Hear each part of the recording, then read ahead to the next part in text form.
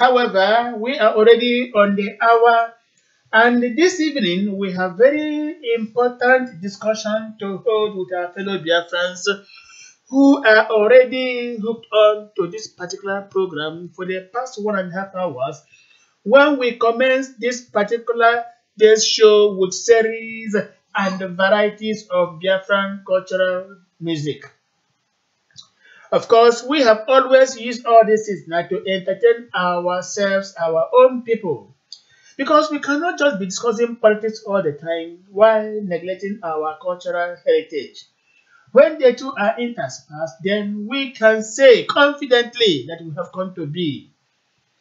Today is the 6th of June 2018, and time exactly in Western Europe is 21 minutes, rather 6 minutes past 21 hours. In other words, in Biafra land, it is 6 minutes past 8 o'clock in the evening.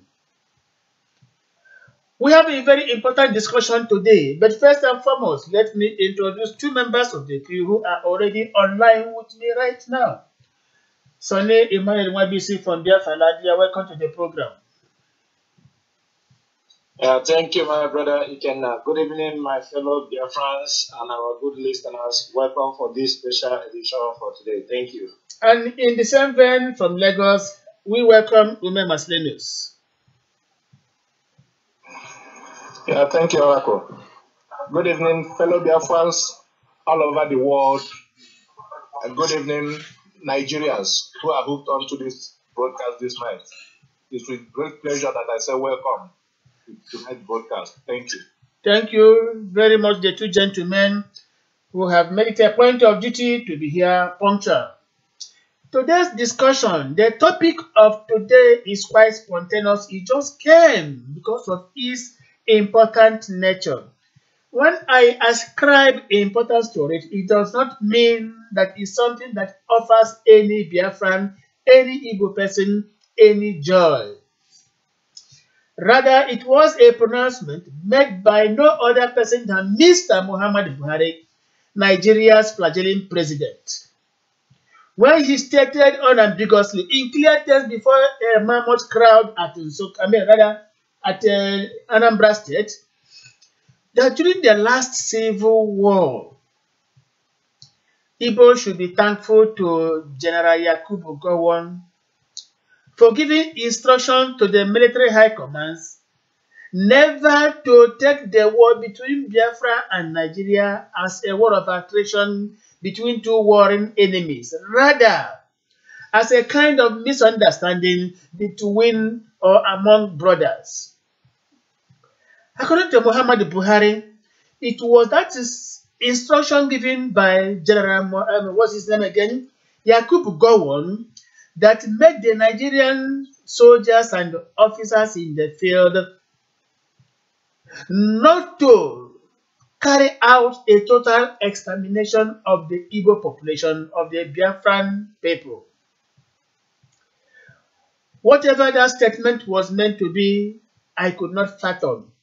But the problem is, since Mr. Muhammad Buhari made that particular statement, a lot of people have been condemning outrightly that spontaneous overflow coming from this particular president that has spent several months or years outside the shores of the country treating himself while the affairs of the state continue to suffer. How could he be reminding us of the civil war, telling us that General Yakubu Gowon, who did everything possible to kill our people, was somehow magnanimous? In what way? We should not forget that a lot of atrocities were committed during the 1967-70 civil Holocaust. A lot of atrocities against my people, a lot of atrocities against the Igbo people, a lot of atrocities against the Biafran people, men, women, and children. We died in millions. Of course, the world saw it. The Red Cross stands as testimony or witnesses to this day that our people died more than 3 million in a society, in a war where more than 3 million people died. How could one man come out to say that they were magnanimous in battle, not to have killed our people for simple reason that it was considered to be a war between two brothers. In other words, a fraternal war. It was quite unfortunate. Biafra should be aware, to those of us, to those of you who were born after the Civil War, there was a particular weapon of war which they considered quite legitimate. That was hunger. We were starved to death. We suffered kwashiorkor. Our people died in millions. Our mothers, our fathers, our brothers and sisters died in millions because a kind of obnoxious policy was imposed on the Biafran people. We were blockaded and nothing like food supplies from the Caritas or the Red Cross was allowed to enter Biafra land. The little that managed to enter was poisoned. In consequence, we were starved. In consequence, we fell sick. In consequence, we died in millions. 3 million people dying in a single civil holocaust. And this man, Muhammad Buhari, could condescend so low to tell us that they considered the war as that of two brothers. How stupid. I repeat, how stupid, without any apologies. How could somebody think that a war where more than 3 million people died was considered magnanimous enough as a war between two warring brothers? How possible? What happened to the Igbo property after the Civil War? Everything was seized, considered abandoned. They stole everything we had. What of our Biafran banks? What happened? They took our monies and left for every Igbo family only a paltry sum of 20 pounds. No matter the number of people in that particular family, only a paltry sum of 20 pounds. Of course, that was a policy initiated by Chief Obafemi Awolowo. May he rot in hell. No matter the amount of money every Biafran family had, everything was divested of them and given only a paltry, a meager sum of 20 pounds. The purpose was for us to die of hunger, of starvation. In spite of all these things, this lanky gazelle could come to Oka to say that they didn't kill our people because it was considered to be a war between two brothers. What happened to our people who died of kwashiorkor? Very many children died in sick beds. They were striking us with bombers, fighter jets everywhere, dropping bombs in Biafra land, killing our people. Russia was there fighting us, supplying AK-47.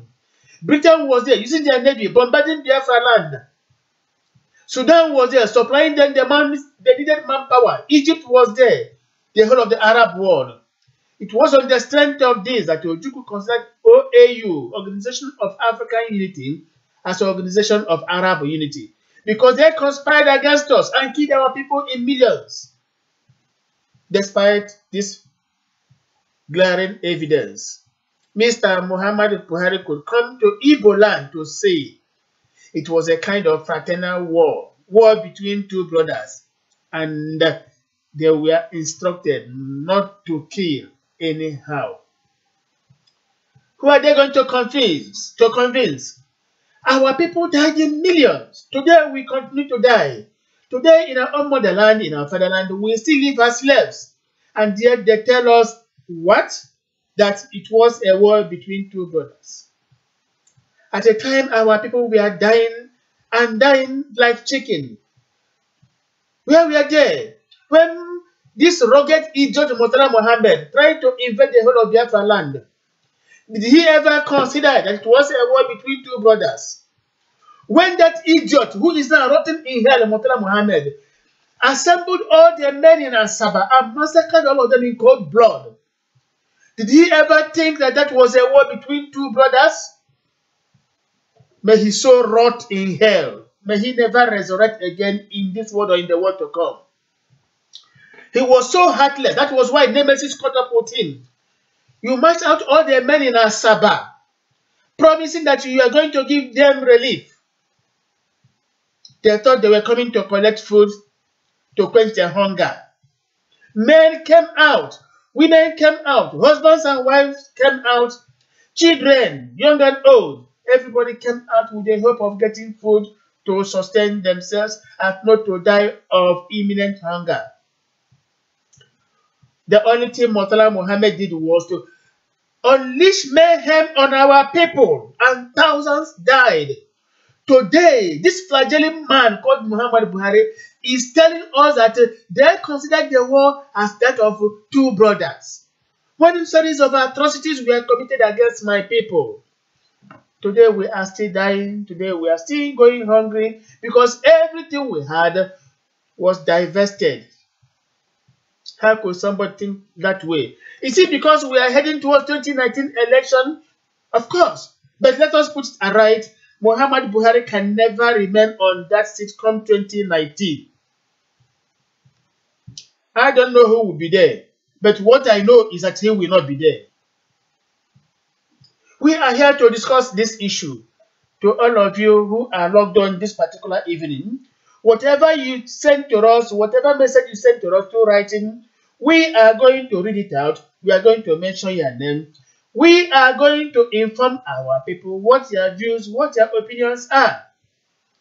The floor is open. Of course, Bim-Massob is there who is going to help me in this particular broadcast. Sorry, Emmanuel Equally is there.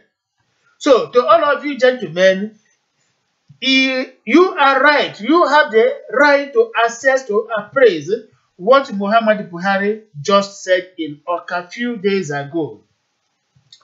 Of course, Femi Fani Kayode has taken him to the cleaners. Equally, Tony Nadi has taken him to the cleaners. Many Biafrans, even non-Biafrans, have told him this is a statement of the heat-oppressed brain. And that is true. There are times we begin to wonder whether he really understands what he says. I wouldn't like to describe that man as a walking corpse, but at times there are certain things he says that baffle me, and I begin to wonder, does he use his senses to talk at all? Statements could be made spontaneously, but there are times when it is made, the speaker will now recount himself to make necessary corrections and make due apologies, not in the person of Muhammad Buhari. How could you tell us that people were not killed when we died in millions? How could you tell us nobody was killed when we died of Kwashiorkor, died in sick beds? Our properties in Port Harcourt in Rivers are seized. Our millions and thousands seized from Biafran banks. What happened to Biafran currency? You stole all of them. Now you come back to tell us that you considered the war as that of two brothers because you were insulted by Gowon. Which Gowon? The one who is now being hunted by nemesis that moved from place to place telling us Nigeria prays. Which prayer? When the souls of those you massacred are still crying on the foot of the Almighty Providence. They are still there petitioning because you cut their lives very, very short. How could Gowon tell us that Nigeria prays when you gave instruction for our children to be killed in cold blood? When you gave instruction for people to be starved to death, you sold out Bakassi because you wanted Biafra land. You carved out our land and handed over to Cameroon because you wanted our oil. You allowed Britain to enter Biafra land because Britain can never survive without the Biafran oil. Everywhere Britain goes is nothing but to steal. There is no country Britain entered without stealing. From India to Pakistan, from there to Mali, to Kenya, to South Africa, everywhere, Zimbabwe, wherever the British people enter, it is there to steal. They came to Biafra land and stole our oil and stole everything, supporting Nigeria, giving them arms, ammunition to kill our people. Today, Buhari is having the courage to tell us that nobody died in the war, or even if people died, it was in a skeletal number. Is he trying to deceive who? We are marching towards 2019, and we are going to determine what will happen. Come that very year, we either make or mar that country called Nigeria. We are telling all our Biafran people, all our Igbos, to begin now to breast every situation because we are heading towards period of emergency. Bim-Massob, you are there. Sonny Emmanuel, you are there. Of course, you are free to make contributions to what we are saying by word of appraisal. Do you think that the Nigerian vandals consider that particular civil war as a war between two brothers, and we are very, very careful in their soft targets? When we died in thousands and in millions, it is quite unfortunate. When I hear things like this, there are tears in my eyes. Yeah, thank you, my brother. Okay. Thank you very much.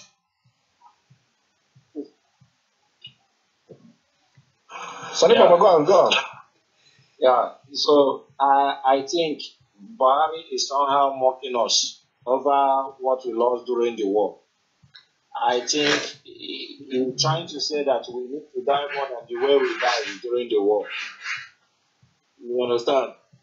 Because there are two major people in Nigeria here that hate Igbos with passion. One is Obasanjo and the next person is Buhari.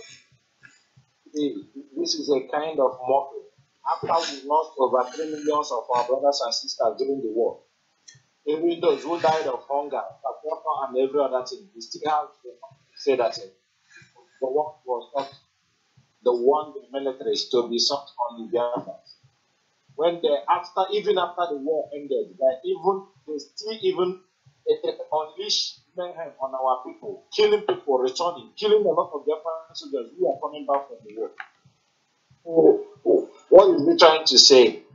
This is another hate speech. I can put it that way. It's a hate speech. It's just trying to tell us that we are nothing.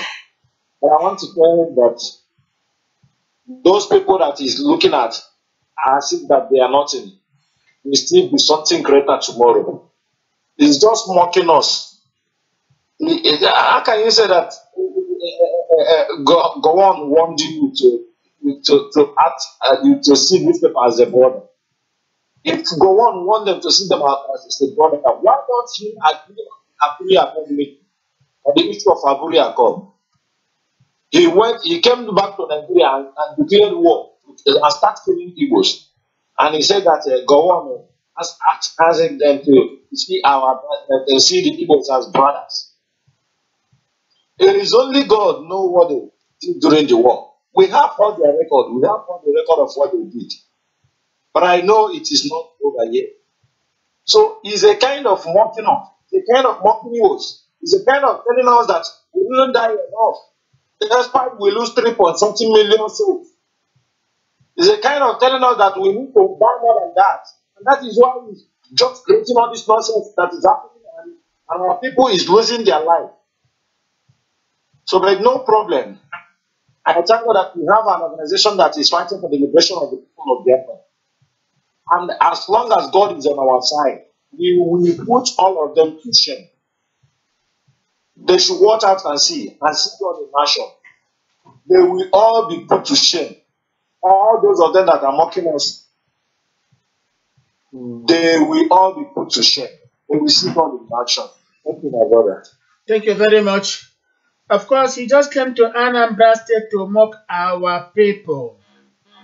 But we have to put it right. The more they mock us, the more we summon the courage to tell them that they cannot make our spirits to be bowed. It's impossible. People that killed us in millions are now telling us that they consider the war as a war between two brothers. In a war where many children died of starvation. If that war was to be considered as a war between two brothers, could one brother have sold a portion of land belonging to his own brother to another family? When Gowon came down to carve out our land and gave it to Cameroon, the oil rich Bakassi was handed over to Cameroon, which Obasanjo later finally implemented. And he come to tell us it was a war between two brothers. When David Mark was auctioning our property in Port Harcourt by calling them abandoned property, did they ever consider the fact that these were two brothers who were fighting? And yet, he comes to still say they were giving instruction not to kill us as if in a real warfare. Think of that. How many pounds every Biafran family had in the bank? What happened to it? Who took the money away? When they allowed only a paltry sum of 20 pounds for every Biafran family, what was in their mind? For us to die before we recovered? But of course, God in his own infinite mercy has always been there for us. He was there at the right time. From the ashes of incineration, the Biafrans were able to rise to take over today the economy of the nation. And yet they are not satisfied. They are still doing everything possible to make sure they bring us down. The more we try, the more they try to bring us down. The case of Ibeto Cement is a glaring evidence, and the current travails of innocent motors equally is a current travail. What are we going to do? Are we going to fold our arms and allow these marauders to bring us down forever and make us less all the time? Never. To Bim-Massob, do you have anything to say in this regard? Yes, my brother, thank you for the opportunity. There are a whole lot to be said concerning this particular issue, of which I don't know from the particular angle I will take it from that. Let me just start strong with. First of all, yes, Gowan may have Gowan may have given them such a option, but the problem Gowan had during the war, he was battling between his conscience and the advisors, Britain, whose keen interest was on how to exterminate the entire Igbo race, so that they won't have anybody to challenge them when they begin to drill and steal from Nigeria. Then, Gowon may have given them that impression at the earliest stage of the battle. But when the British, who were seeing him at any particular point on what to do, and at the same time lying to the world that they were not supporting any side during the battle, because during that war, Britain was busy lying to the entire world that they were not siding anywhere. Why they were supplying even they were lying concerning the kind of ammunition they were supplying. They were stealing our oil, they stole our oil, gave Russia part of it, gave America part of it, gave some countries part of it to support them in this war against Biafra. They were stealing from us our natural resources. Exactly. So they were the ones that were engineering, even engineering the Nigerian side to make sure no one remains. Then, with the alliance of the West, of the Yorubas, who saw the Igbos as how do I put it? People that will compete with them, believing that if the Igbos are taken away completely, that they will now take over. But intellectually, economically, everything, because the soil was as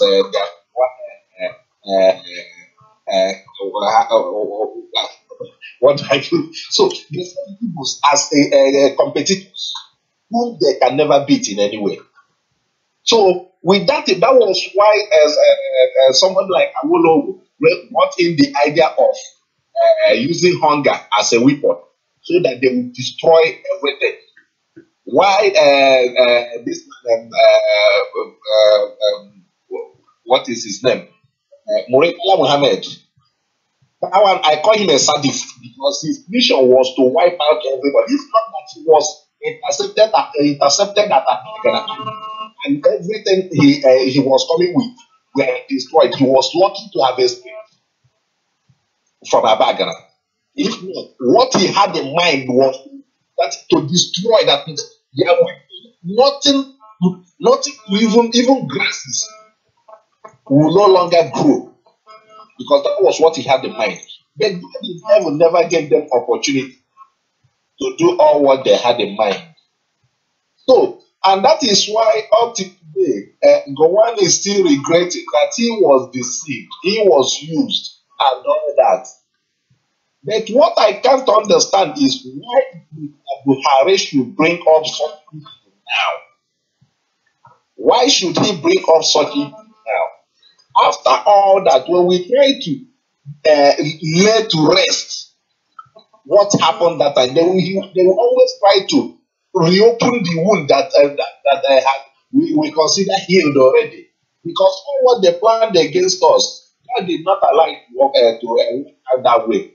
They try to destroy us completely. They try to handicap us in any way. Even after the war, when they discovered that they didn't even kill many of our men, because the number of our men, Nigerian military killed when the war had already declared ended, was far more than what they didn't kill our men on the battlefield. That is one thing I know for sure. They didn't kill our men on the battlefield. It was after the war, when they were shouting that the war is over, the war is over. When our men started coming out maybe to celebrate, that was when they were gunned down. Most of them, that was when they were killed. Exactly. After they laid down their arms, that's when they killed our when people. they have laid down their arms, that was when they were killed. Not at the battlefield. So what I can't understand is the reason why Buhari should come up to make such statement now. I think he's trying to say that if we are contemplating any war, that we should not forget the 1967-70 Holocaust. That is what he's trying to tell us. That if it should happen again, that is going to kill us more and more. That was a message. I would quite agree with you on this point, Oracle, because I remember during Buhari's campaign in 2014, 2015. I remember when he said that Abacha didn't steal. And people were like, even people that is so glaring to everyone. They never knew that what Buhari meant was that Abacha is a small thief to him, Buhari. That if Abacha stole 10 billion, if Buhari is capable of stealing $100 billion, whatever.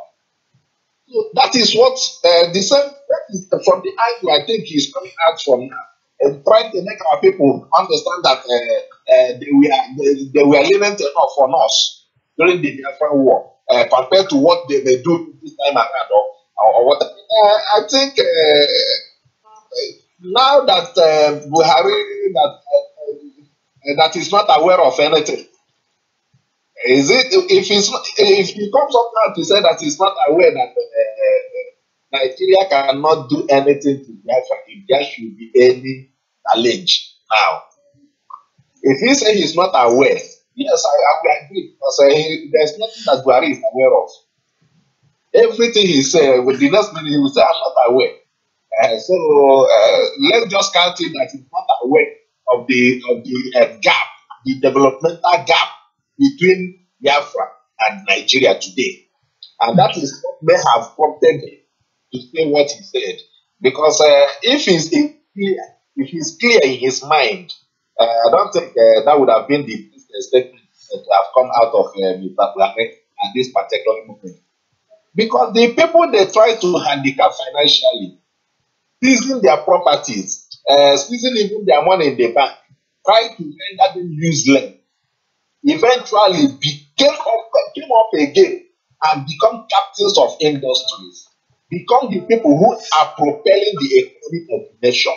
So all these things should tell him something. Because I remember when he was campaigning in 2014, when he went to Anambra State, when he went to Onitsha, he couldn't believe his eyes. When he saw the kind of buildings that were here and there, he couldn't believe his eyes. And that was when they started to say, is this not where we try to destroy, where we raise down everything during the war? How come they affirmed all these buildings have sprang up? Why in our places we didn't get to? There is nothing, no difference between 1967 and today in their places. So he was wondering. So I don't know. Let me believe that he's not yet. He has lost his memory. That has always made him to say, "I'm not aware, not aware, not aware." So maybe that memory loss may have made him not to be aware that as we have developed financially, infrastructurally, academically and every other thing, that we have also developed scientifically and every other in any other way. So maybe he's not aware of that. If there's anything he's planning, he should go ahead and continue planning because we are waiting and God in heaven is also watching. So let me stop here for that, my brother, so that others will have something Of coming. course, Thank of you. course, of course. In whatever they do to the choosing race, God in heaven, you rightly said, is watching over us. Ruben Akpede is saying, my good people of Bim, keep it up. Thank you, Ruben. Echefule Joseph is saying, we must continue. Biafra is our right. Mweze Kingsley is saying, Biafra must surely stand. One Biafra Innocent is saying, good one, Biafra. Echefule Joseph is saying, Ambazonia must return our land.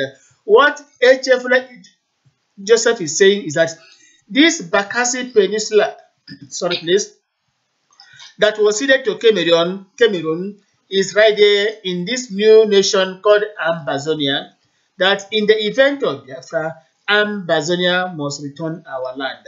That is incontestable. Thank you, Echefule Joseph. Of course, he's saying that Biafra must come. Joy Honora is saying, we must all unite to make everything happen. This is coming from Joy Honora. And very many others, those of you who are still writing forward, ever my people, is coming from Ijoma Anthony. And Anthony Chukwubeze is saying, Umuchineke, carry go. And very many others who have written to say they are here with us. Sorry, please. Now, the truth must be told. In this war against my people, the Yorubas were the accomplices. The Yoruba people have always been afraid of the rising profile of the average Igbo man. It was not for nothing that we have on our beautiful flag the rising sun, which no matter the nature of the storm or the cloud, the sun must continue to rise every day. The symbolic nature of this particular rising sun is that no matter how you try to suppress the spirit of our people, we must remain indomitable. They killed us and we resurrected. They destroyed our property and we rebuilt everything. They did everything possible to bring us down, but we germinated like the seeds. Of course, some time ago, a true Biafran said, they buried us underground without knowing that we are seeds. So when we were buried, we germinated. Today, our people, our young boys and girls are moving on brazenly, telling them you cannot intimidate us. And let us make bold to say it. 1967 to 1970, we fought with bare hands. This time around, we may not confront the warring enemy with our bare hands. I am not saying we have any military wherewithal, but in the event of any such situation, divine providence knows how he will send the messengers from on high to help us. Those of you who are conversant with the Greek mythological stories, the god Zeus has 3 messengers in time of emergency. When the hour comes, this god Zeus shall send his own messengers to Biafra land to stand on guard and make sure that no enemy penetrates our own land. And who are they? Terror, power, and violence. These are the 3 sons of Zeus. Terror, power, and violence. And when the 3 are combined, tell me who will enter Biafra land. We are talking of peace. A peaceful dissolution of this particular flagelling country. We cannot continue to feed a hungry race. We are tired of that. We must go back to Biafra land. And we are telling them, let my people go. You came out, you killed us. You wanted to wipe out the entire generation. And they are telling us you are giving instruction, oh, not to kill. Wherever that beast, Murtala Muhammad is, let his soul rot in pieces. I'm thinking even hell is rejecting him because of his atrocious nature. He wanted to wipe out my people. But then, after all said and done, where are you today? Only a single bullet. Only a single bullet by a soldier standing near a filling station sent the idiot to his untimely grave. Today, despite all the noise he made, military commander, can you point to any particular boy or girl and somebody will say, this is Murtala Muhammad's son or grandson or grandchild? The roadside wife he married from Yoruba and only gave him a baby girl. Today, whether she is alive or not, we do not know. But all we know is that the history of Murtala Muhammad family is closed and closed forever. Others are surviving. His own has closed and closed forever. Who answers Murtala? Nobody. He wanted to wipe out my generation, but Achuzie, God rest his soul, was there to counter the challenge. That was at Abagana. And today, Gowon is moving up and down. Nigeria prays. Pray for what? There is something we have to inform Gowon. Insofar as you presided over a nation where innocent children were killed, were starved to death. Insofar as these children, innocent children, died untimely, their souls will continue to petition the Almighty Providence. And insofar as their souls are there, not only had they come into reincarnation, leave their full circle, go back to the spiritual realm, would you go on be pardoned? If not so, you are going to reincarnate 70 times 7, and a lot of iniquity committed against my people will continue to remain on you. Those of them who participated in that particular Holocaust against my people, think of them now. What is happening? All their families. And Awolowo himself, who stole our pounds. Of course, you know the value of Biafran pound. And Awolowo stole all our money. Created a Yoruba estate. Today, what is happening is a question of Owambe. And what more? Where is Awolowo today? Those of them that fight against my people don't live long to tell the story. Abiola once said that Igbos were not important in his own political ambition. Of course he won because it was our own party. But Igbos told him, you cannot rule, and he never ruled Nigeria. Saro Wiwa came and did the same thing and led the Nigerian vandals into Biafra land. He wanted to be an administrator. Of course, they made him an administrator. Today, what is Saro Wiwa? He died by the hanged man. A shameful death. At the end of the day, his own corpse was thrown into the acid and he dissolved into nothingness. Think of them, those of them who fought against my people. We are a chosen people of God. Anybody that tries to fight my people is digging his own grave. Take it or leave it. The most you can do is to come to us and make friendship of us. If not that, no matter what you try to do against my people, nemesis will continue to haunt you.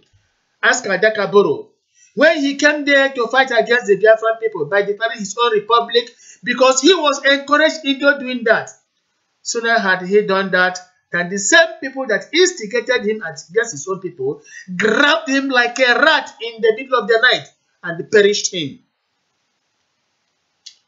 We are here to tell those people who are fighting my people, they must be careful. When the Yorubas come to say or try to conspire against my people, to what extent have they gone? Today, the average Yoruba man can never fight any war. His own noise making. After closing Agege Motor Road, by organizing all one party, at the end of the day, there it ends. But when they go to the conference table, they conspire with the Hausa Fulani against my people. In Lagos today, our markets are being burned. From day to week, from week to month, and from month to year. Because they are afraid of average Igbo businessman. If it is not Oshodi market today, it is Ojalaba tomorrow. If it's not Ajalaba tomorrow, it is my 12. From my 12, you go to my 2. Only government, they continue to burn our businesses because they are afraid of our rising profile. But to what extent would they succeed? We are telling them no matter the rate or level of conspiracy against the choosing people of God, at the end of the day, all of you shall come to bow. Whoever knew that Igbo man shall rise again after all they did to us during the Civil War? God is always with us. Jude Chijoke, you are welcome to the program. You have been there waiting. Yes, thank you very much. You now hear the topic of the day. Mr. Muhammad Buhari of Nigeria, outgoing Nigeria, threatening Nigeria, was in Oka to pay his last visit before the end of Nigeria. Let it be prophetic. And then he boasted that if not for Gowon, the outcome of the 67-70 Civil War would have been a different thing. Coming to our land to mock us, to tell us that in the event of any other war, there will be no Gowon to give instruction. Invariably, that was what he was saying. But we tell him, pleb, Pelusin, he no longer has the limbs to breathe, not to talk of fighting a war. Many of those generals, where are they today? Even their children are nowhere to be found. At the very right moment, the poor shall have the rich to eat. This is what we are discussing today, Jude. What do you think about it? Yeah, thank you very much, fellow Biafrans. This is Jude Chijoke, and I am joining in from Lagos, Nigeria. Thank you very much. First of all, let me read out what Joy Honora is saying. Joy, just hold on, Jude, please. Joy Honora, because I wouldn't like this to skip me. That's why I have to read it out. Joy Honora is saying they divided us. Tell some of us that we are not, that they are not Igbos, that they are South, that they are Delta people. But at the end, we are the people to write our history. And this particular history, which we shall write, is the one that will bring the Biafran nation. She says, all hail Biafra. Thank you, Joy Honora. Over to you, Jude Chijoke. Yes, thank you very much, Ikino. So, like I am saying, I came across the little write-up which happens to, have that the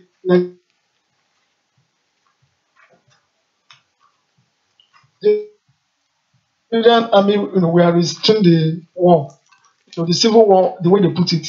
I was kind of confused because from the truth aspect, there is no truth in that statement.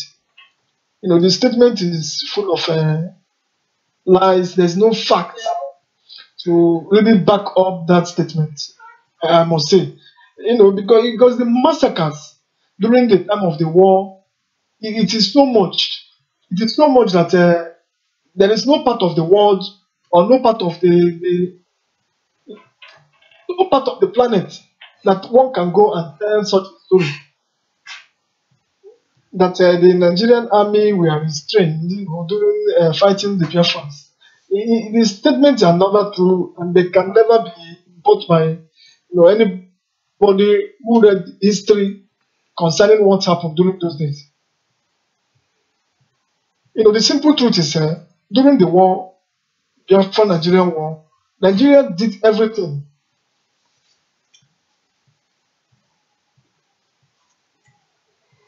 within their power to shut the bombs.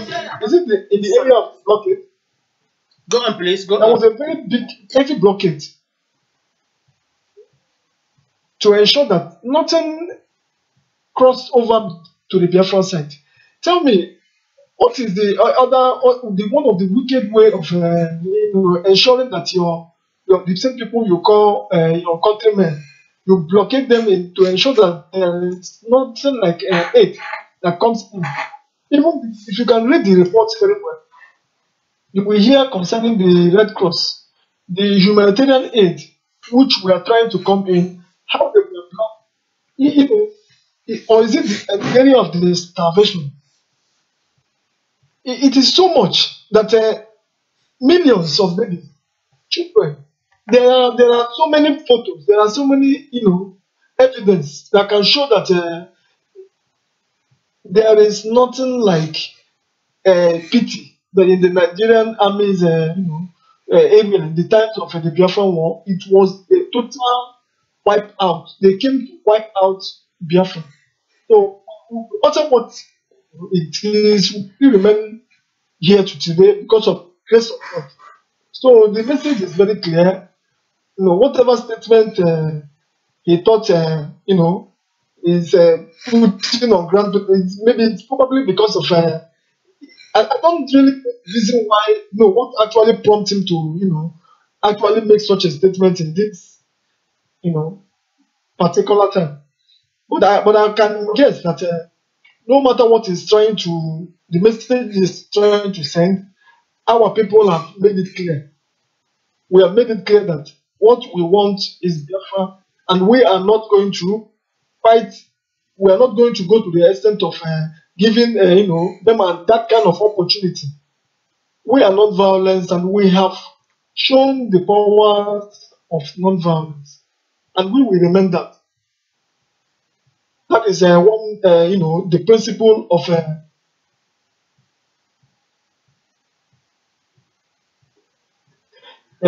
man that brought back alive. He writes for everyone to hear, like for everyone to see that we have fought the war that they made. They didn't keep to any of it. So the cost of the war, the cost of the whole problem is still lying there till today. Is it on the areas of the abandoned property, the way they cheated our people, the way they ensured, is it on the areas of the allocation, how they send to our own areas? We are being treated, we are being seriously changed in the same entity which we call our own country, which is not supposed. Whenever we start talking and then the world us, somebody will come up from somewhere and then make a kind of inflammatory statement, a statement that would never, he knows that would never help in healing or trying to make people that the past, to forget the past. It is very, very annoying, and it is very, very barbaric for someone to come and try to overturn, to call black white, or to call white now white is a black, and then people will just overlook it, probably because you are the president. The president also have lied, so it's a very big lie, and a lie that doesn't have any fact.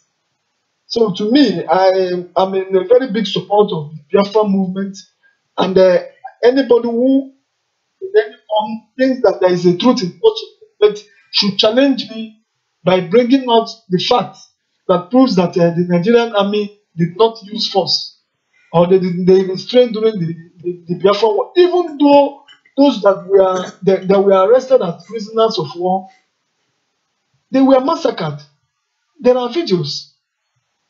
There are videos. There are pictures of people who were caught. They were rounded and then they were all shot to death. Even in Asaba, or is it the areas of the children, which there are various write-ups, various reports in Europe, and people, even the Doctors Without Borders, they all give their reports. So the point remains that there is no truth in such a statement. Such a statement is a statement that we describe as it will mock Biafrans, or to show Biafrans that in case if they eventually try to come up with another, ways of fighting against, that they are ready to do what. I thank God that the world is listening, and the Christians all across the world, are quite sympathizing with us. I thank God that there are records. In this age that we are now, such a statement made by, it's all over the internet. we keep the record. The time shall come which they will answer for all they have done. So he is not the court. He is not in a position to tell us what actually transpired during the war. There are international courts of justice which are going to plead when the time comes. Because the facts are there, the Apuri Accords are there, the way they come out, the way they overturned everything, the facts have always been there. So let's just say we continue with our struggle, believing that such a statement cannot provoke us into taking up arms or into resorting to that kind of way of departure from view. The statement is not true. We remain under the principle of non-violence, and we are going to get to the destination of Biafra. Thank you very much. Let me stop here. Others to contribute. Thank you very much, Jude, for that wonderful contributions you made. Everything you said clearly shows that you have in-depth knowledge of what is happening in this outgoing Nigeria. And Livinus is saying that he is, wherever he is now, listening, watching Voice of Biafra International as we discuss what is so obvious. Let us have an interlude of music Biafra before we continue.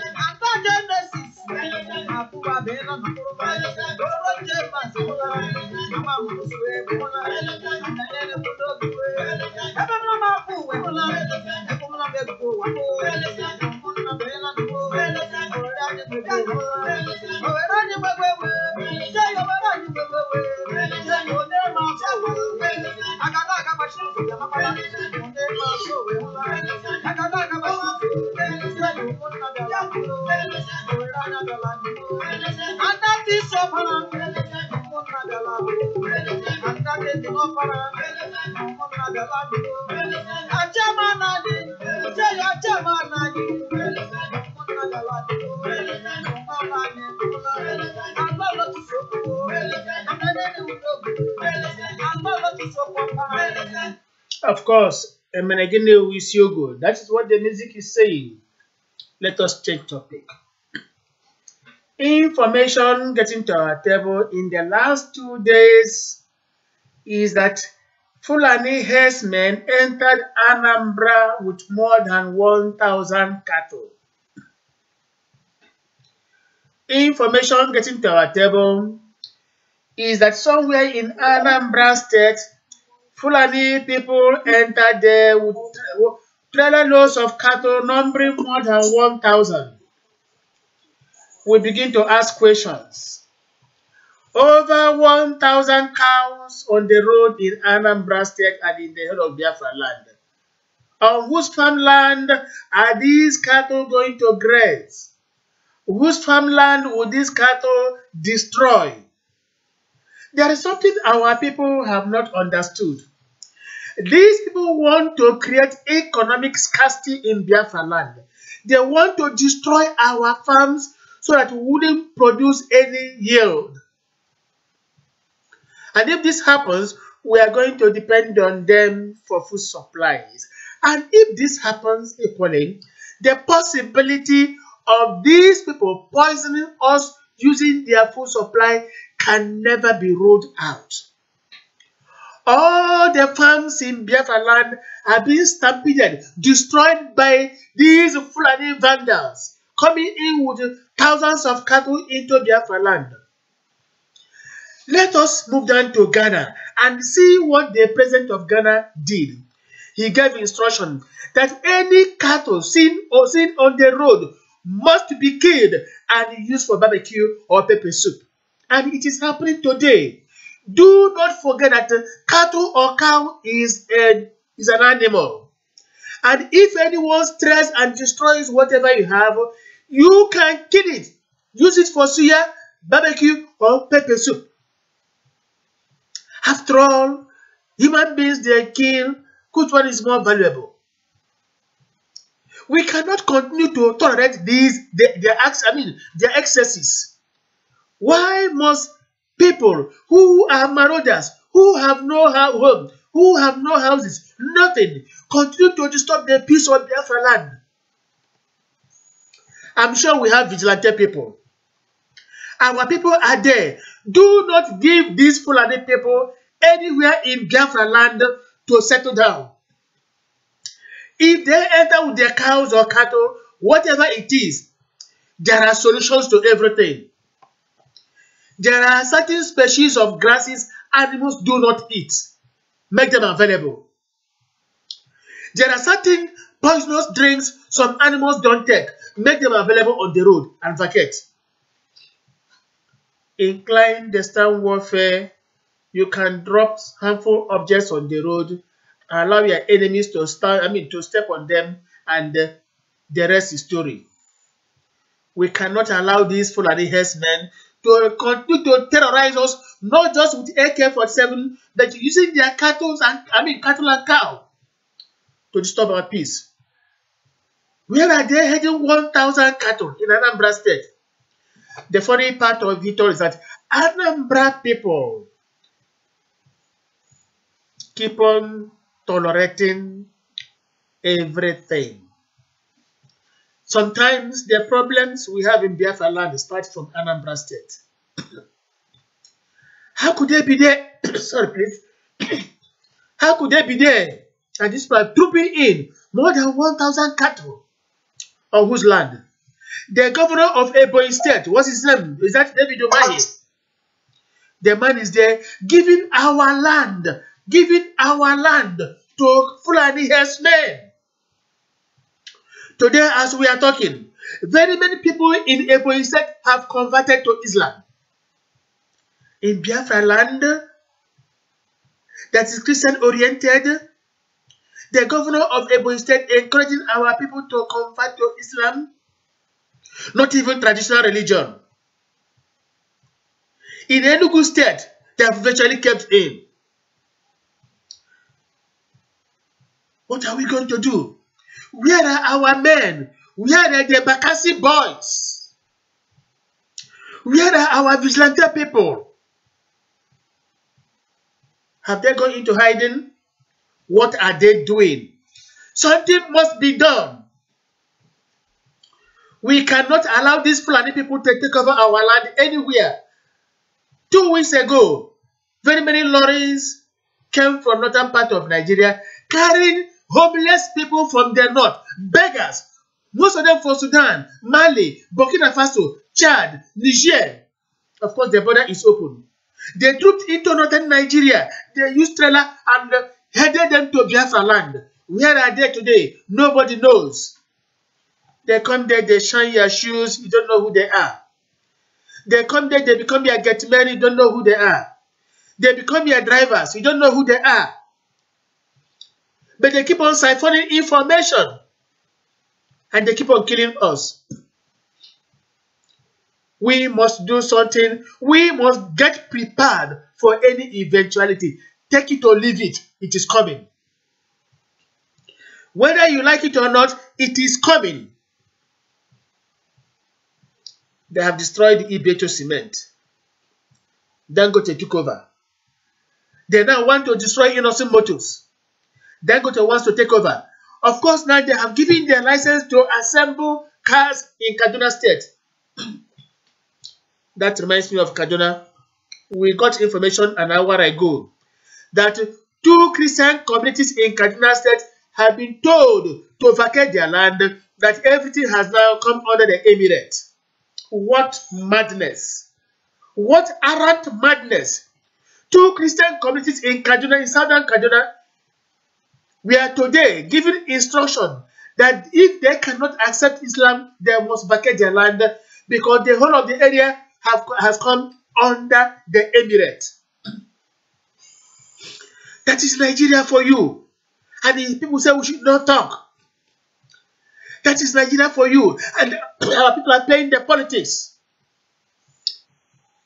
Get your PV, get your PV.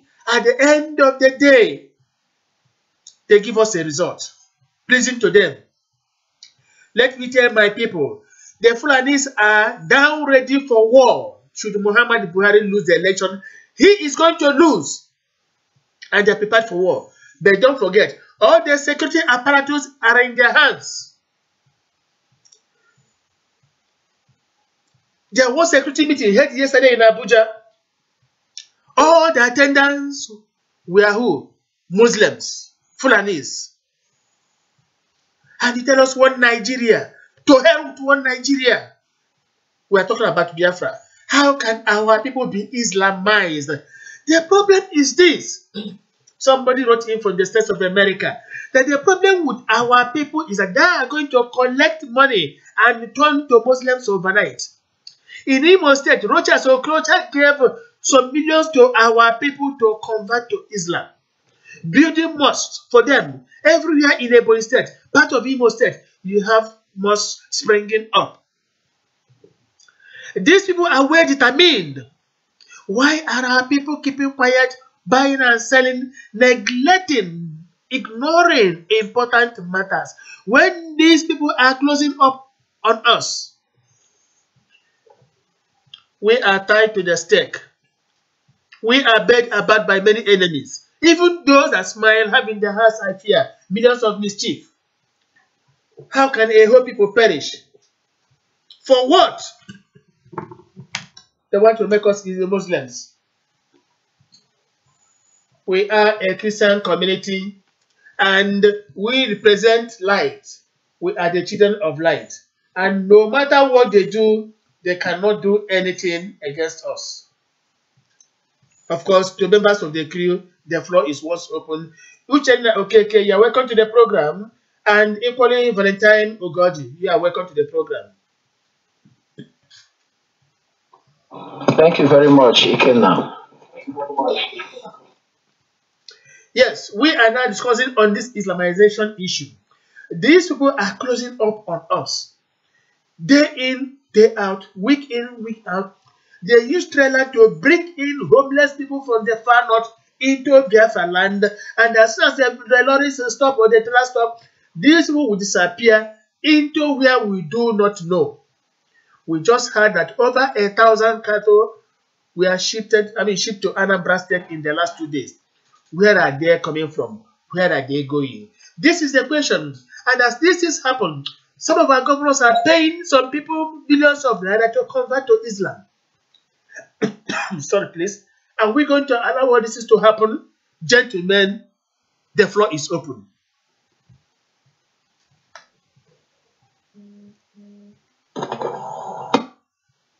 Ladies and gentlemen, this is Valentine Ugodi. Like the topic we are tonight, the Islamization agenda has been for a very long time. Only that it is coming up this time around, and they are trying to make sure it is actualized. They are trying to make sure they force us to join it.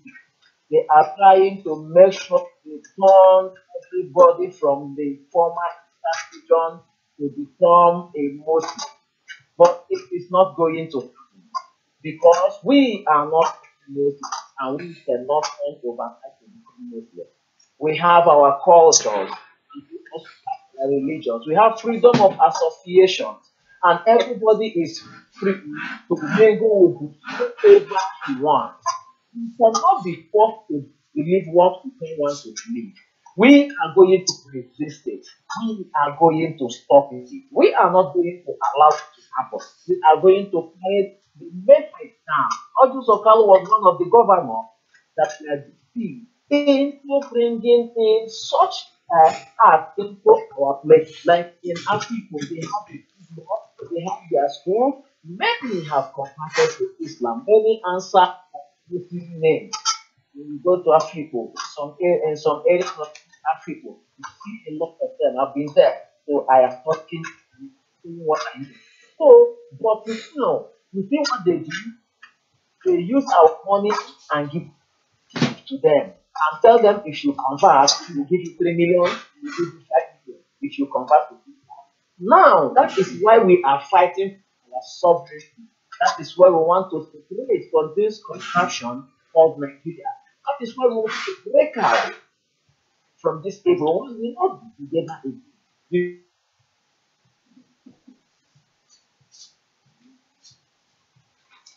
Yeah, I don't know if I've lost him. It could be due to some network problems over there. While we are waiting for him, any other person that has contribution to make is free immediately. Uchenna Okeke, you are still there. Of course, Joy is still writing, telling us, my brother the speaker, what do you expect from your enemy? That he will praise you? Of course, no. We are not expecting our enemy to praise us. Joy, please. So,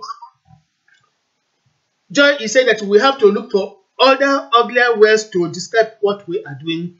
We should not expect praises from our enemy. Instead, we should come together and move forward ever and backward never. This is coming from Joy Honora, of course. Yeah, Uchen Lokeke, are you there? Hello, Ikenna, can you hear me? Yes. Okay.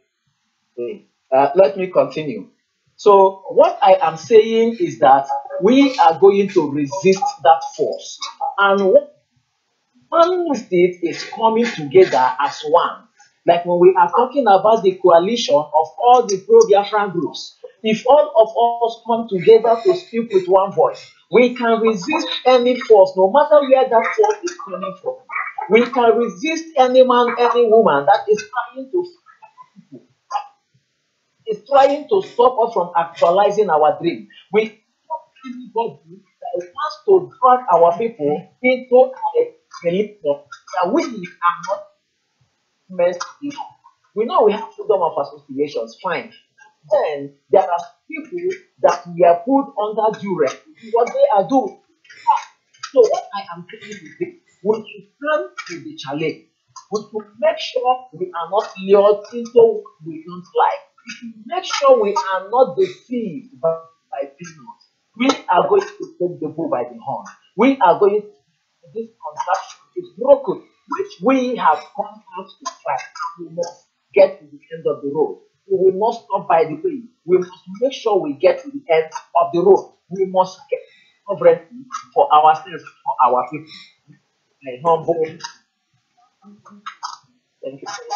Thank you. We are telling all Biafrans, while we preach peace, everybody must be prepared for the obvious.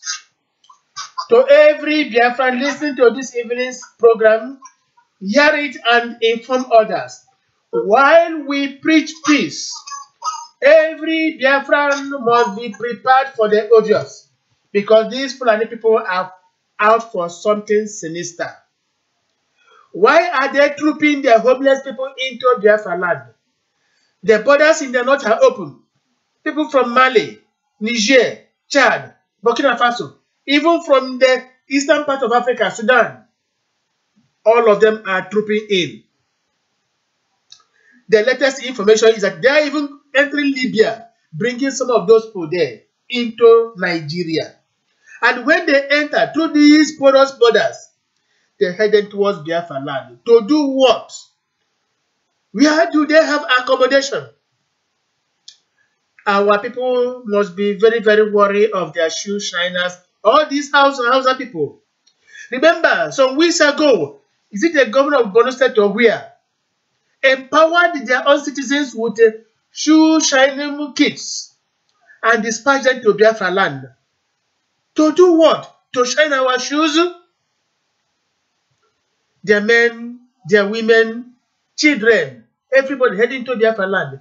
1,000 cattle at a time into Biafra land. For what purpose? Are we organizing a funeral? Our people continue to buy cows from them and encouraging them. That is why they keep on coming. But when my people can just endure and stop buying cows from these people, oh, the same food, but you keep on patronizing them. Our people must wake up. Ndị Igbo must wake up. Our people must wake up because there is danger somewhere. We cannot continue to lament day in, day out. Why is it that my people are deaf to hearing? The enemies are everywhere. Our politicians are being paid millions to accommodate all these Hausa Fulani people. From Senate to House of Representatives to Houses of Assembly. Our politicians are being given millions from Saudi Arabia and Iran to allow the Islamization of their own people. Our politicians are selling us for a penny. Our politicians are the source of our problems, our predicaments. Our politicians are destroying our society. Our politicians do not want us to see the light of the day. Maybe with time we have to start unsettling all these politicians. You collect money, you allow the enemies to enter. Because you ferry your children abroad at the slightest of any provocation. Who are going to die? The children of the poor. We are telling them every Biafra must be prepared for the time of emergency because it is not far from now. These people are prepared for anything. They are ready. They are just waiting for instruction. There are some things I wouldn't say here, but let my people know that there is danger, there is fire on the mountain. And the interlude of Biafra music once again.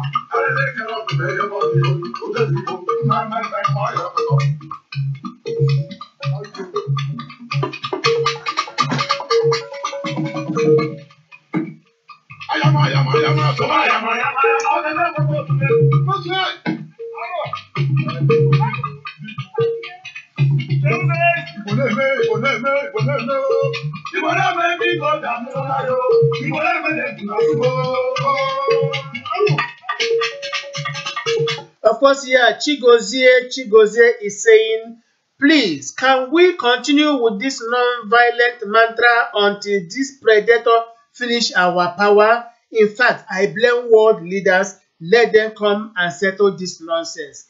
That is coming from Chigozie a Biafran.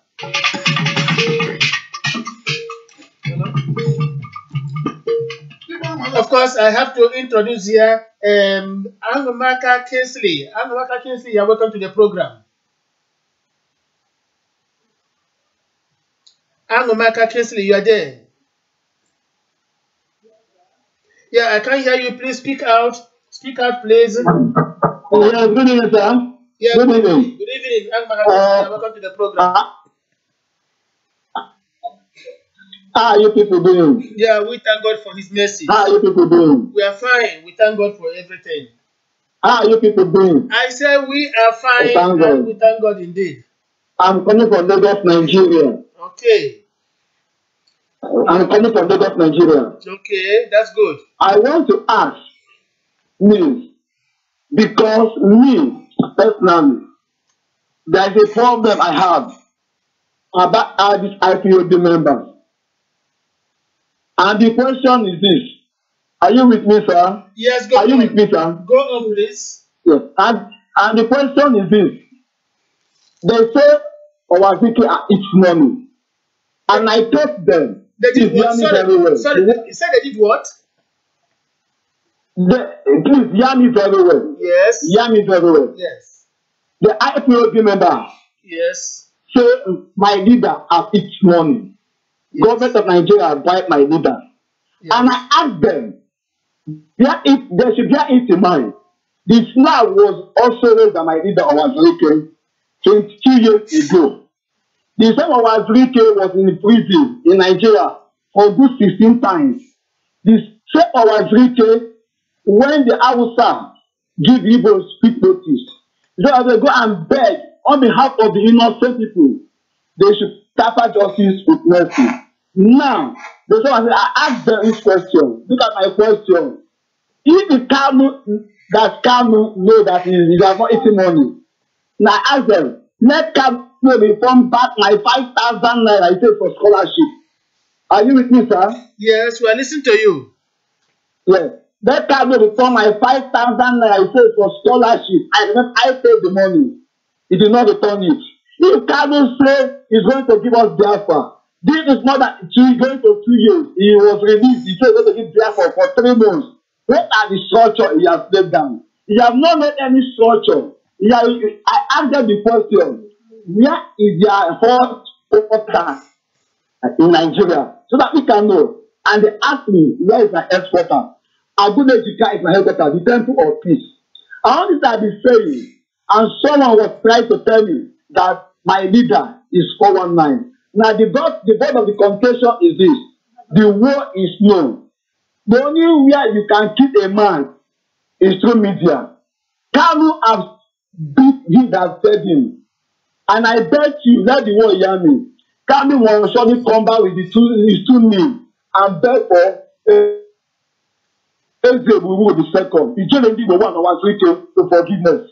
That's what I want to say. Thank you very much, Kinsley Angomaka, calling us from Agulejika, Lagos. Yeah, we had you right. We had it clear. But there's something we have to tell you. We know something about these IPOB RPL boys. The only thing they are known for is destruction. Call them a dog in the manger. What they cannot achieve, they wouldn't like others to achieve it. One thing we know about them is that they like putting their signboard where other people had constructed something visible. In the dead of the night, they will go and put their signpost.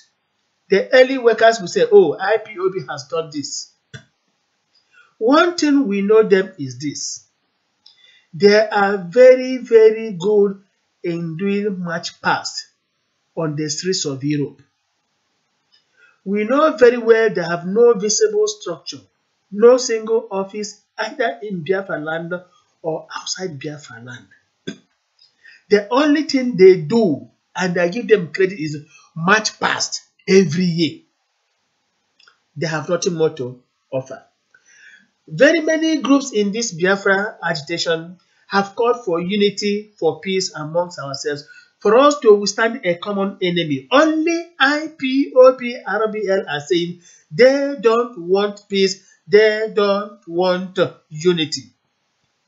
How can you achieve Biafra without unity? Any group that is averse to unity this time around is an enemy of Biafra. And we make bold to say this.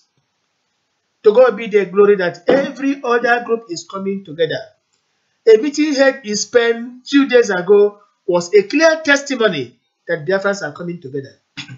Equally, a meeting held in somewhere in Biafra land last week was a clear testimony that Biafrans are coming together. If IPOB will succeed in isolating themselves from the affairs of Biafra land, so be it. We cannot continue to beg a prodigal child to come back home. Let him continue. When the time comes, they will come to beg us. But let me say something here. I think it is high time we paid a condolence visit to IPOB. It is high time we paid a condolence visit to IPOB. I'm sure they understand me. From the satellite station of the Voice of Biafra International, Ikenna Obibiagoni is on air with members of his crew. Sonny Imade Wabisi Biafra Land, Omer Maslus in Lagos right now. Valentine Ogodi in Port Harcourt, Uchen Okeke in Makodi, Juchijoke in Lagos, and host of others. Of course, we didn't want to disturb Echezona Udeze today, we just allowed him to sleep because he had much work to do. So, we are here to achieve Biafra and we are moving on. Few days ago, equally, I got a very secret information from somewhere in Europe on the activities of the IPOB, and it is of dangerous dimension. I wouldn't like to say it on air, but I will send the information to the appropriate authority in Biafra land. This is what we are saying. Of course, Victor Linus is saying Biafrans coming together. We say Biafrans are coming together under who?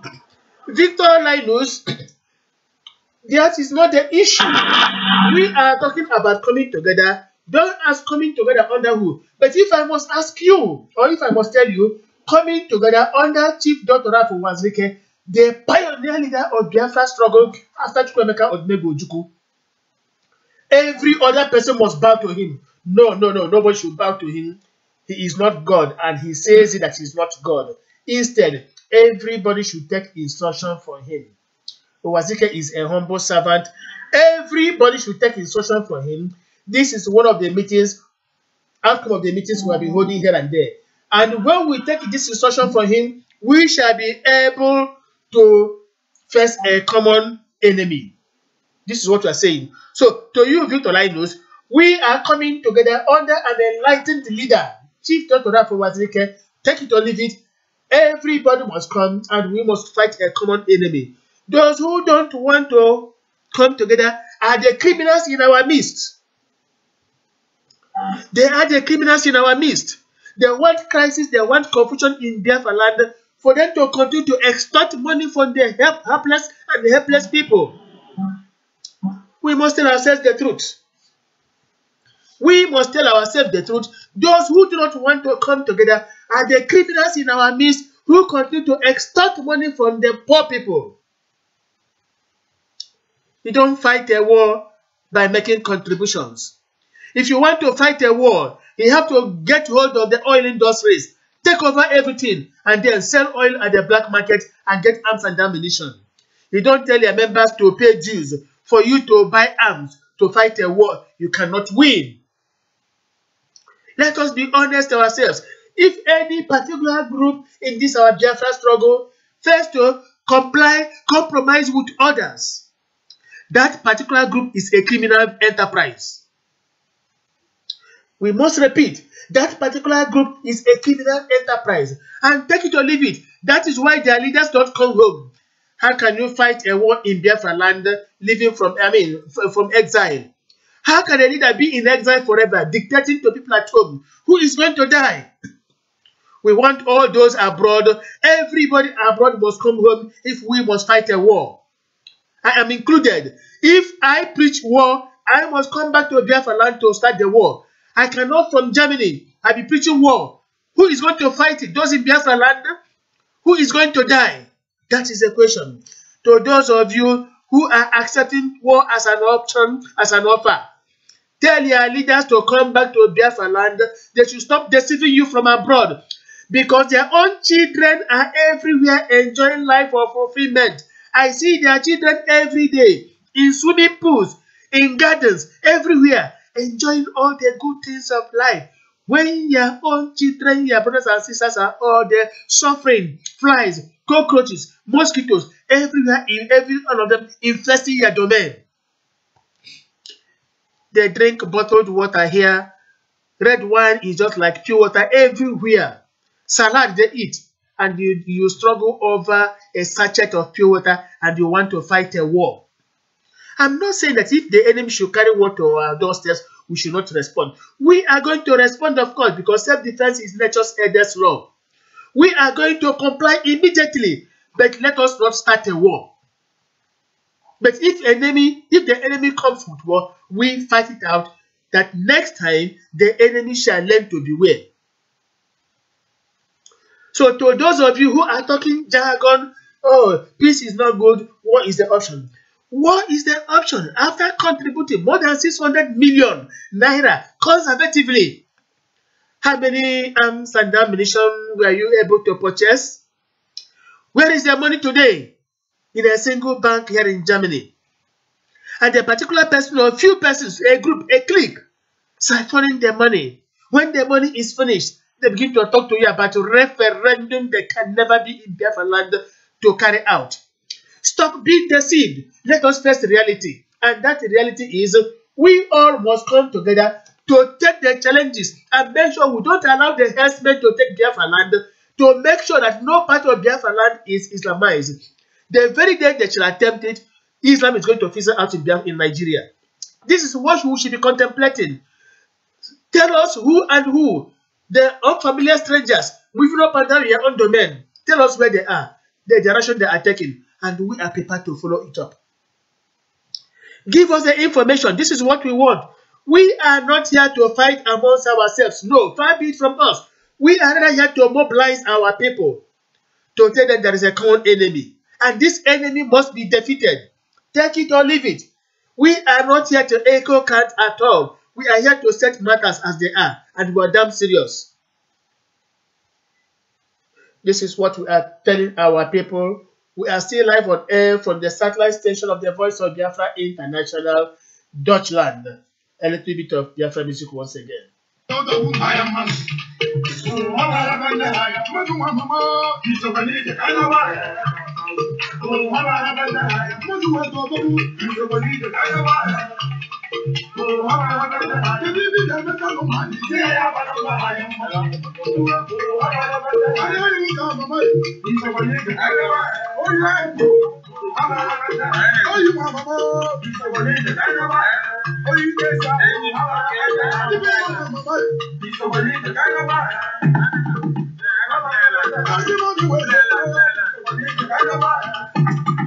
Yes, I hear you. I mean, Victor Linus is true. When we talk of IPOB, we talk of BIM, we talk of Massob, we talk of every group because we come under this particular umbrella called IPOB. But a particular group try to convert it due to selfish purposes. So IPOB becomes a metaphor for a misguided group. Let me make it abundantly clear.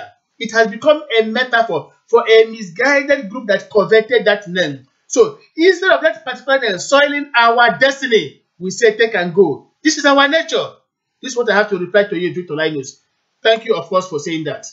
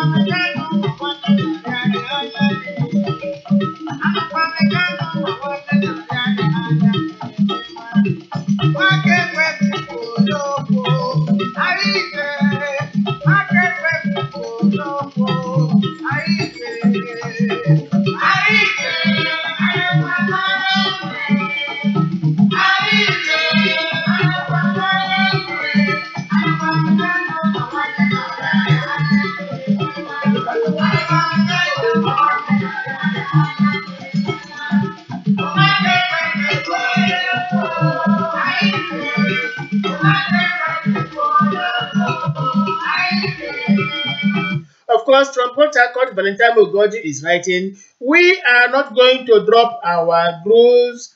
We will be in our grooves, but we need to speak with one voice so that the world will see us as one, not a divided house. That is from Valentine Mugoji, Port Harcourt. And of course, Victor Linus is still writing, IPOB comprises all the groups. That is true. It is absolute. If Owazike is going to be the leader of New Biafra coalition, let him show us his seriousness. This is what he's saying. Does he have any new idea? Well, my friend Victor Linus, I like your commitment to this evening's broadcast.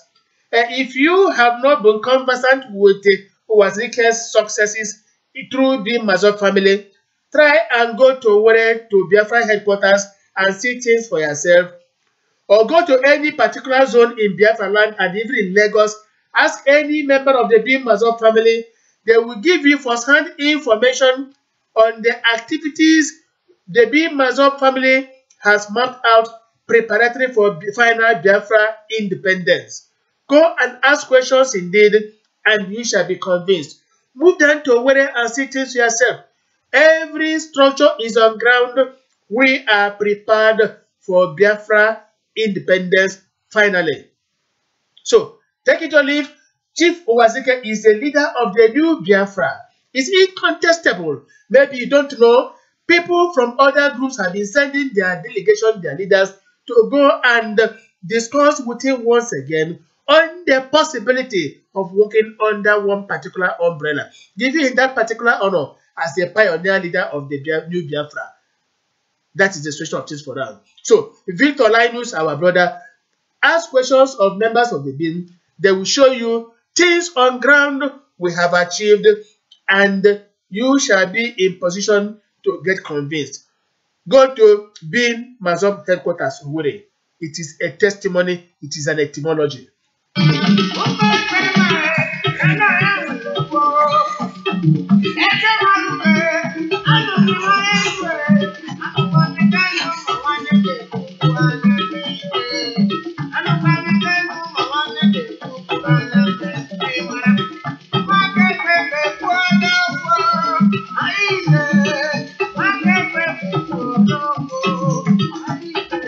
So Victor says he's now in Dublin. That is very, very good in Ireland.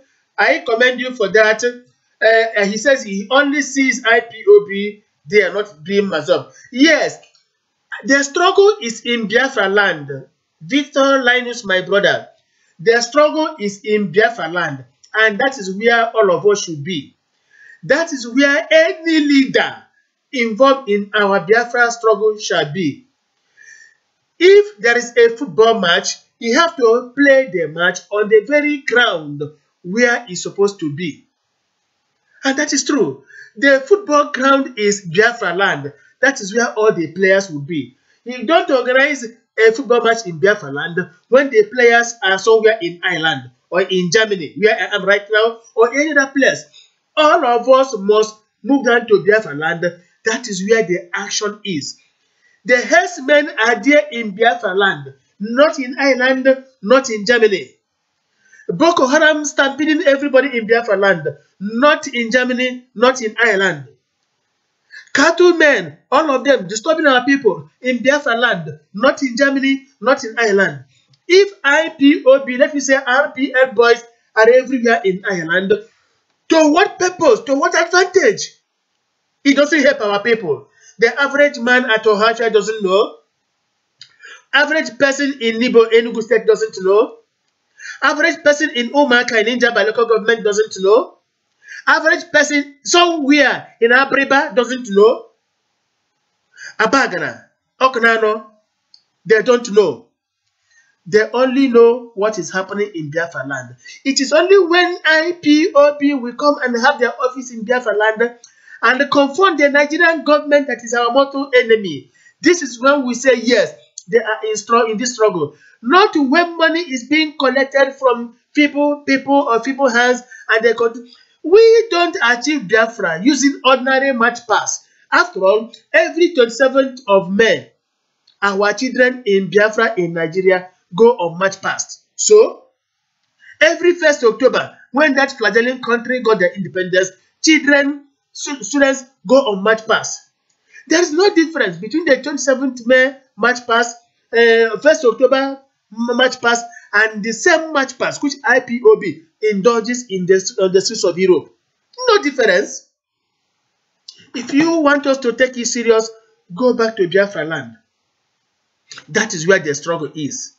You can't be in Dublin, as I've been here in Germany, and we are making noise, my brother Linus. Of course, a year ago, I was in Dublin. I have my cousin there. I frequent Dublin. I see what is there. They're everywhere. But then, that does not give us Biafra. The only thing that will give us Biafra is we go home to make sure that the sea does not eat our land. The herdsmen must not take our land for cattle rearing. Neither are we going to accommodate Islamic religion in Biafra land. When we get down there, we call a spade a spade. That is where Chief Owaseke is. Blessing the tape, blessing the sun, taking everything and surviving.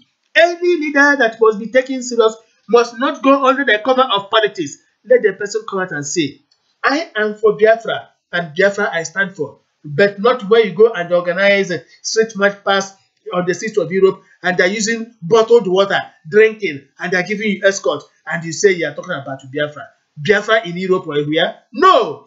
There's only one Biafra, and that is in Igbo land, on that particular land given to us by God. Let us move down to Biafra land and close all our doors in Europe, and we shall be taken serious.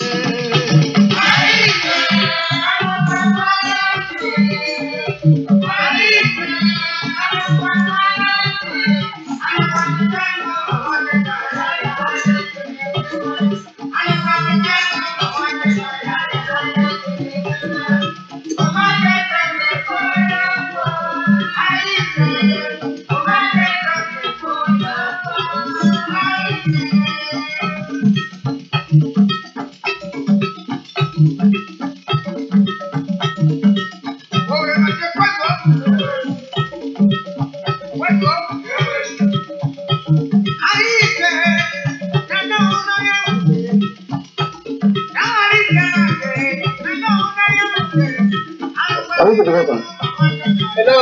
I'm standing now. I'm starting now.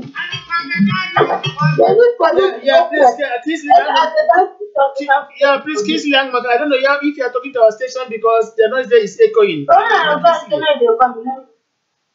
Yes, I'm still talking. Okay, let us hear what you are saying. What do you say? No. Yeah, go on, please. Go on. Yes. What I want to try to say is this, Yes. Why? I don't know all this IPOB. Yeah, resources. One. Anytime you are them, I saying something, they will curse you, curse your father, curse your generation in the same Biafra and exactly what they are going for. When they want to do Anambra election, are you with me, sir? Go on, please. When they want to do Anambra election, they say they should not vote. And Bim-Massob family say they should go out and vote because there are many things need to vote. You will not say they should not vote. Why? Because Why? You are still under Nigeria. Go and vote. Give man one seat to be there. In Okija that day, I was passing by. They go and push their so-called Shiran that anybody that votes that will die. One a friend of mine went to vote, and till today he's still alive. I was asking the IPOB member, why am I still alive? Because I'm a free Biafran born. I'm not an occultist. But many of them haven't died through the python dance in Biafra land. Let me use that word. When the soldiers strike. And those that vote are still alive. My question is this. If you know how you can advise the IPOB member, they should need to ensure fellow Biafrans. It will go long way because IPOB member and me, BIM member, if we are talking, before they will know, they will like to insult me. That is how my father is a thief. That is how my mother is a thief. That is how Wazika will just lie to us. That is how I said, when time shall come, when the elephant is going to suffer the ground, let me suffer now. Your time shall come. You shall come and celebrate with me. What I want to say, please, if you know how to say to them, preach to them that they should need to insult fellow Biafrans. Their insult is too much. In Facebook, you see their comments. One was just saying one day, I can remember that our great leader wife, Bianca Ojukwu, that is what she was saying about this woman. I was asking myself, the fellow IPOB member, and they respond to that person. So you should not say something in media. Talk about to put it on Facebook. It's very, very of course. What I want to say, please, I beg, if you know how to tell IPOB member, they are leader which we have not seen. How can you be fighting and you go under the house and tell the members to be coming out? Then say they have their fan day. Everybody should stay at home. And in the Facebook, they are celebrating. Who are they deceiving? What I mean like this, that Biafra day, they say stay at home. Everybody should stay indoor according to them. But you come in Facebook, you see them dancing, celebrating. Appear as a person. Please, sir, I beg, we all love Biafra. We all love Chitra for Wazeke. Ijedendigo. Ezemumu Kabo. Please, I know they have insulted him. I know they have talked many things to him, but as a father, he should tamper justice with mercy. But today is 6th of June, IPOB member, they must surely come with their knees and beg. If they will not come one-on-one, they put it in writing. We don't understand in receiving us. I take my word today. God bless you. That's all I have to contribute. Yes, thank you. Thank you very much. I really understand their passion indeed. You have hit the nail on the head. But I have to reply to you by way of, positiveness. Now, before then, let me go to what Chigozie is saying. Chigozie is saying that IPOB people are only collecting money from their people around the world, only collecting money. But the purpose to which they put this money, they do not know. And also, Valentine is writing from Port Harcourt saying, it was because Kano used the radio given to him by Chief Wazike to mobilize our people to insult him, and the people who did not understand the sincerity of Wazike followed Kano's pattern and insulted the innocent man. Today, they have seen the reason that Wazike committed no crime, but instead were blended in their first struggle. Of course, we have to understand one thing. Everybody knows what is called label. Label. In other words, if you see a bottle of Coca-Cola or beer or whatever at all, you see a label. That label tells you the type of drink it is or the name. And when you hear the name, you either buy it or you leave it. If you see Fanta, it is Fanta. It could be Tango. It could be Coke. It could be 7-Up, whatever. What we know as IPO's label is failure. Everywhere they go, they carry this particular label inscribed failure. That is the thing. Now, let me ask you something, Kesley. For the fact, if somebody calls you a thief, does that make you a thief? No. If somebody calls you a leper, does it make you a leper? No. If somebody calls you a poor person, does that make you a poor person? No. That I don't person, know that. that person is rather generating inner heat, generating the heat within. These are the characteristics of that particular person. Before the Anambra election, they said, "Oh, if you vote, you are going to die in road accident. You are going, your entire generation will be wiped out." My brother, tell me, since IPOB boys rendered that cause to Biafran people, who and who have been dying? People that have been dying from what particular group? When they invoke thunder, fire them, thunder, fire them, thunder, fire them. When the thunder came, where did it go? Where did the thunder direct its arrow? The same people that push it out. But let me tell you where they are coming from. They always take oath to belong to that particular group. But people that want to take oath, instead of taking normal things for oath, they take beer, they take hot wine, red wine, with 75% alcohol. Now, how could somebody taking an oath be drinking alcohol? Don't you think the person is bound to end in madness? This is exactly what is happening. When you see or hear IPOB talk and cause and forget them. That is where their power ends. That is where their power ends. Ignore them. They are bound to nothingness. They have nothing to offer. They only end in noise making. Don't forget that empty barrel makes the greatest noise. Ignore them. Do your job. Think of Biafra. Concentrate on Biafra. Move towards Biafra. Talk to people about Biafra. Let Biafra be our religion. It's not enough to say Biafra or death, but when somebody has been, you don't know whether it is a bank of a pagan symbol or what, and somebody is jumping the wall. We don't want leaders who run away and waiting for time of peace before they come to reap where they did not sow. We want people who shall stand on ground the test of time. Don't be intimidated. Don't be frightened. Don't be worried whatever they say. Stand firm and think of Biafra. Today, every group is talking about Biafra except this RBLIPOB. Only this particular group is saying they can give them another century. They are going to die and reincarnate and die and reincarnate without achieving anything. It is nothing but a clanging cymbal. And the only thing we have to do is that when they talk, when they shout, we only play music for them, because music is the only thing that we can use to compose and accelerate a disturbed mind. Let us play music for them again.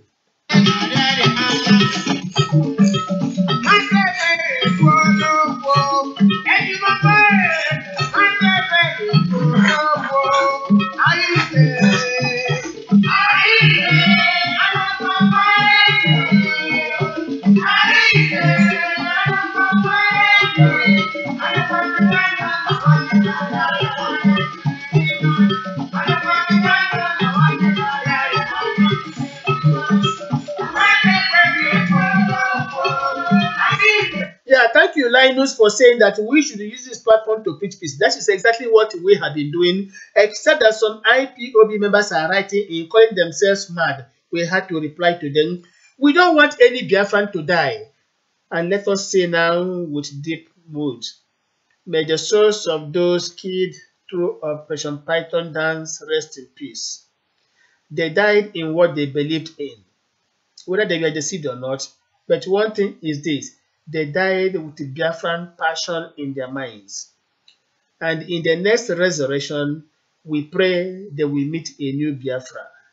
A Biafra where all their lives' needs will be met. A Biafra that should be governed through peace, understanding. A Biafra where harmony shall be the symphony.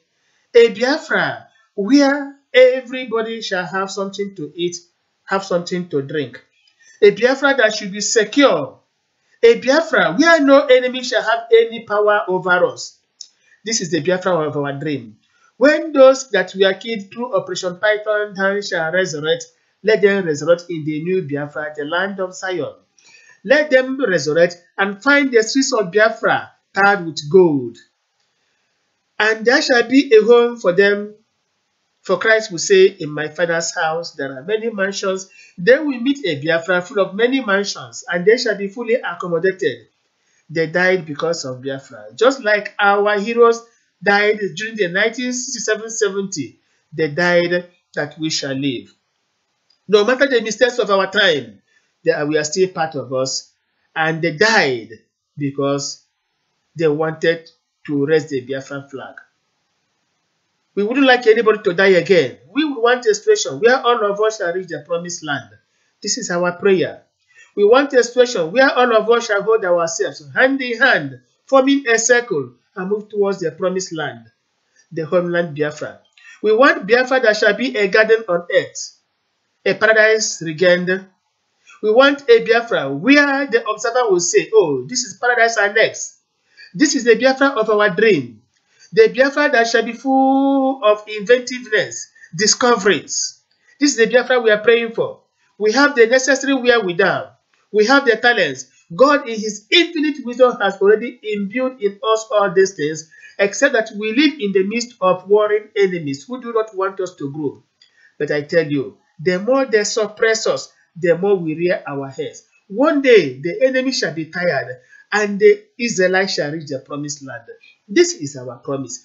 No matter the temptings of the pharaohs, no matter the intimidations coming from the pharaohs, one day, and one day, and one day, there shall be series of plagues bedeviling the Egyptian people, the modern Nigeria. And when these things happen, the Nigerian factor shall stand up one day, say, please, Biafrans, Chief of Mazike, gather your people, go back to Biafra land, and there give praise to the Almighty God.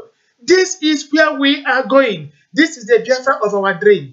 This is the Biafra we want everybody to enjoy. We don't want a Biafra that will be filled with darkness as it is here today in Nigeria. Today, Nigeria is a land filled with darkness. We don't want to live in Nigeria because Nigeria is a land of darkness. We want to go back to Biafra land, where the shining stars are always there, beaming with clarity eternally, where the moon shall rise at the appropriate time and then give us the light for children to sing their lullabies. We want a Biafra where the sun shall be there to give us enough energy to carry out our daily activities. We want a Biafra where our people shall sing glorious names, giving praise to the Almighty Jehovah for leading us to the lands of the Amalekite and the Philistines, that particular land of Biafra, where we shall sit and sing the ennobling songs of the Almighty Providence, giving him the glory and the honor for enabling us through thick and thin, through the wood, to move down to Biafra land, which is our eternal kingdom. That particular land that will save Africa and the rest of the world, both now and in the years to come.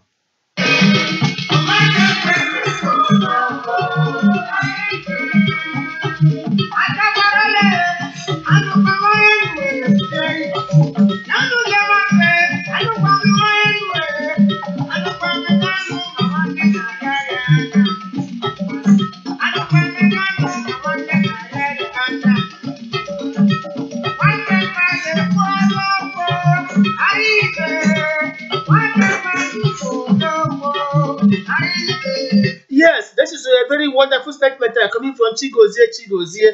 He is saying that Judas Iscariot in this sold Jesus Christ, but he never knew that it was something evil. He was doing his business. But somewhere along the line, he discovered the consequences of selling his master. He now discovered that the master he sold was about to be killed. That was why he repented and said, no, if this is business, I don't want this gain. That is why he brought out the 30 shekels of silver and said, take back your money. I want the master back. But then it was too late. However, Christ will say, I have forgiven all. From the very day he rose from the dead and he said, all authority in heaven and on earth has been given to me by my Father. There shall be a time when every authority in Biafra land shall be given to one man. Then we shall kill. And we shall reach our promised land. This is our prayer. We have forgiven all those who have offended us on our way to Biafra land, because we are the children of the same ancestral parentage. We shall hate nobody. It's not in the spirit of Christianity. We are here to pray for one another, to protect one another, and to say, you are my brother, I too and their brother. We keep on playing the music of Biafra because it makes us happy.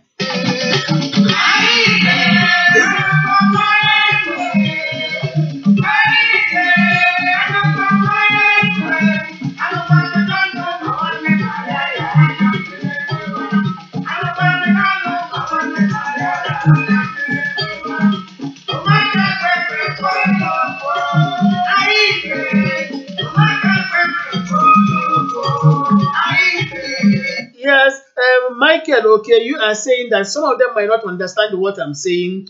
Well, we have to break it down. What we are saying is this: we should not curse our fellow Biafrans. Rather, let us pray for one another. Because we wouldn't like Biafra to be a graveyard when we get down to our promised land. All we would like to see in Biafra land is, or let me say, varieties of fruits from here and there for us to pluck like the day that will inherit the kingdom of God on earth. When we do this, tell me what is heaven again? And then we shall always kneel and praise the Almighty Jehovah.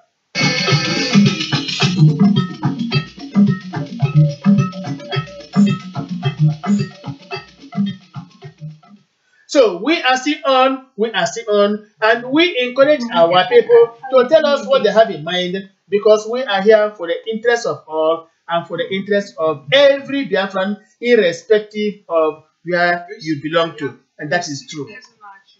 That is Chiwetalago. Of course, you hear his voice now talking. Let us hear a bit of the music they are trying to play. They are young and dangerous.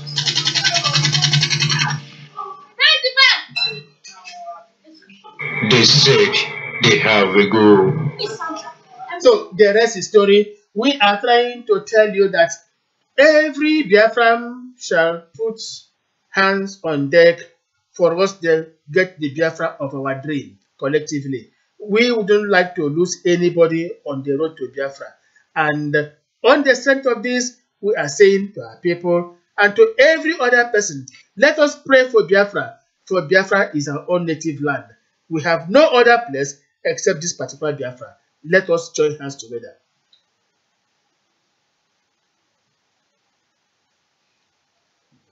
So thank you to those of you who have been writing, making this broadcast, a very wonderful one through your contributions.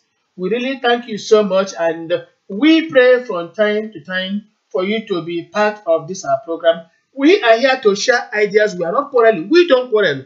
Of course, in Biafra land, we don't quarrel. That is why we are here to say, let my people go. Let my people go. Thank you so much for being part of this particular program. Thank you so much.